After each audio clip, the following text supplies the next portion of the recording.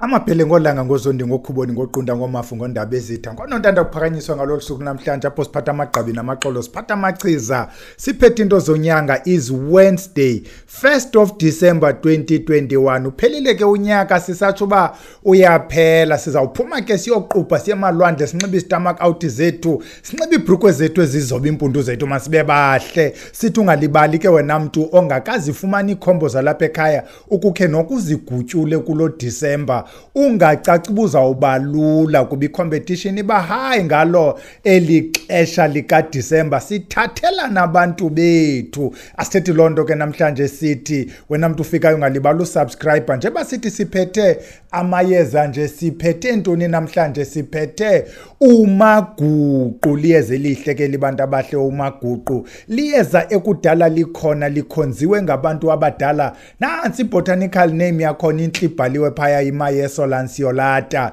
liyeza elidala lisetyenziswa not only in Africa but even kumazwe njengo-Arab, India, China and so on. Linamagama ke eliyeza elibizwa ngawo. Nansi false asegayi lelona gama ke lidumileyo kubantu abathethi isilungu. Wena mntu ongathethi isintu uzawufika kwendawo zisekukhumsheni uthi false asegayi. Nanga ke maninzi ke isidenda is another very common ngesixhosa intendekwane. Abantu abathethi isixhosa umaguqu bazawumazi kakhulu eyintendekwane. Khona igama elimnandi elithi umalunguza lazikha khona.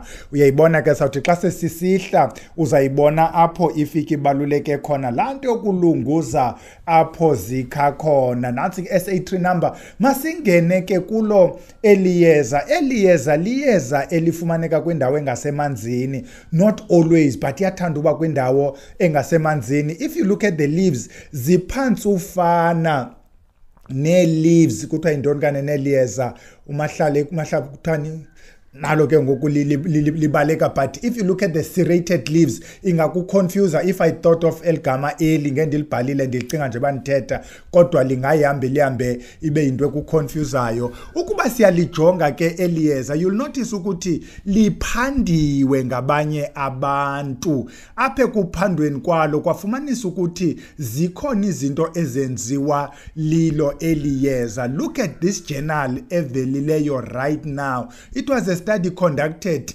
kwi-University of Makerere apho bafumanisa uba eliyeza lenza izinto ezininzi without looking ke kwezi pictures ze-journals ezizawungena. All we want to emphasize because akwazi mose uzifundela nansi yalanto i-underline red eyona nto siza kuyi-emphasize lamayeza ethu esintu thina we tend to limit indlela esiwasebenzisa ngayo to lonto inye esithe sayiva particularly into ekuthiwa inceda ezi zinto at a spiritual level. We don't really concern ourselves with umsebenzi weyeza medically kanti that is where we should be focusing our energies because kuku-medical lapho sizawukwazi khona ukumfaxanga lamayeza ethu siwapackage lamayeza ethu sitsho nathi sibe ne-traditional medicine yethu njengoba is the case with the Chinese traditional medicine, Ayurveda, i-Mexican and many other cultures ezindala younger than thina as Africans.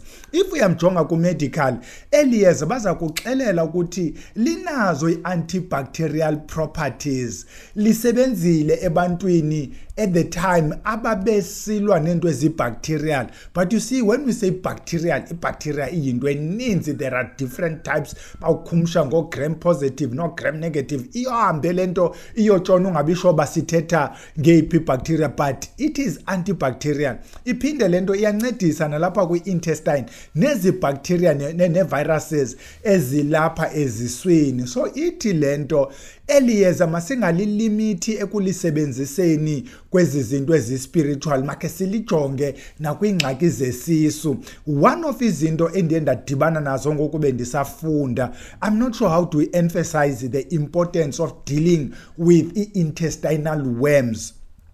apha kuthiwa eli yeza liyancedisa ukuba uye wakwazi ukufumana ifruit yayo. Lena ke into ifuna abantu abahlala kwindawo akhula kuyo umaguqu. Apho umaguqu bazamthatha the fruits bazicrush okanye bazipounde and then benze ngazo into ebuti kusele umuntu one tapeworms. Zezi tapeworms ezithi if singadilishana nazo sihambe sizibone sisiya endaweni. Look at this other journal le ivelileyo right now ubone ukuthi eliyeza yintoni elikwazi uyenza. Masingene ke kwezi zethu sizithandayo zomayezeni sithi apha kuthi singabantu bamayeza unumber 1 sithi eliyeza lisebenza njengomganu. Yalivakela gama besithethe ngalo. Eliyeza njengoba lisebenza njengomganu, what it does, umganu liyeza elifeminist, liyeza eli-associatwa with izinto zokutshatwa xa ngumuntu ongumama. Apha kule case uzawuthi xa ngumuntu ongumama ofuna umtshato owenzelwa iyeza ngulo muntu ukwenzelayo uthi ndifuna umendo, ndiyafuna ubhelandende, kumayeza azawusetyenziswa umganu uzawuba khona okanye umaguqu okanye both of them bazawudityaniswa. Njengoba umganu busithi xa uphuma nje uyotshatiswa phaa kokwenu, on the day ophuma ngayo uzawufuthiswa okanye uhlanjwe ngomganu and then ukhatshwe uye emzini. Nalapha ke kuye umaguqu kwenziwa the same thing, xa uyotshata uhlanjiswa ngaye. Unumber 2, eliyeza siyalisebenzisa kwizilawu. Xa kwenziwa izilawu ke particularly wena muntu ongenzi isilawu esispecific, kukhona ukwenza isilawu apha phakathi kwekhaya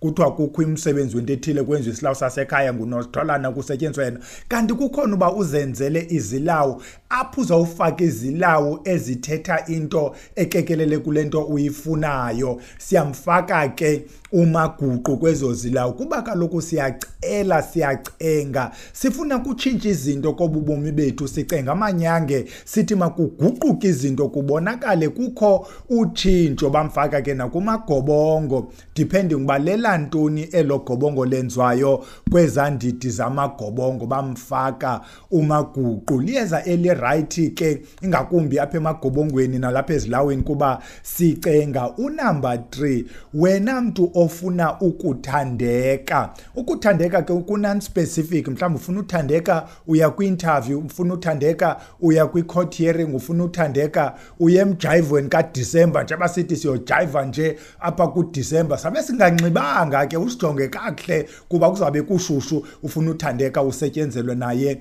umaguqu. Unumber 4, kumayeza okulanda izithandwa. Uyabona ke xa sithi silanda izithandwa, abantu isithandwa yinto enye kubo. Kanti ukulanda izithandwa mhlawumbi umzali othile umntana wakhe okowatshipa wayotshona ekutshipeni, omnye mhlawumbi is not just umntwana, yiloo nto that is diye kuye lo mntu afuna uba iyolanda, not into lo mntu mhlawumbi ubrother wakho okowemka ubrother wakho wayotshona kaziba wayaphi. Xa sikhwaza ke sisithi makaguquke ajonge ikhaya, sifaka namayeza njengontsula-ntsula ke apha namanye amayeza alandayo kuthethwe. Abanye ke abantu either bazawubetha isilawo kuqiza umuntu esilawini, abanye bazawuyenza lento besisikhafulo kukhwazwe umuntu. But thina ukuba ulanda umuntu wakokwenu we prefer ukuthi uyiphahlele lento. So xa usebenzisa la mayeza wabethe esilawini kwenzela ukubana nezihlwele zikuncedise.